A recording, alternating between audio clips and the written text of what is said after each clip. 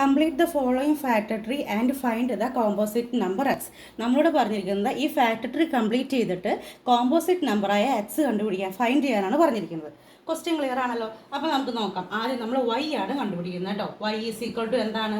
3 × 1855 ആണ് y. അപ്പോൾ 3 × 1855 equal to എത്രയാണ് നമുക്ക് കിട്ടുന്നത്? 5565. ക്ലിയർ ആണല്ലോ. എക്സ് എന്ന് പറഞ്ഞാൽ എന്താണ്? X equal to 2 × y. 2 × y അതായത് 2 × 5565. അതിൻ്റെ ആൻസർ 11130. ഇനി ഇസഡ് ഈസ് ഈക്വൽ ടു എത്രയാണ്?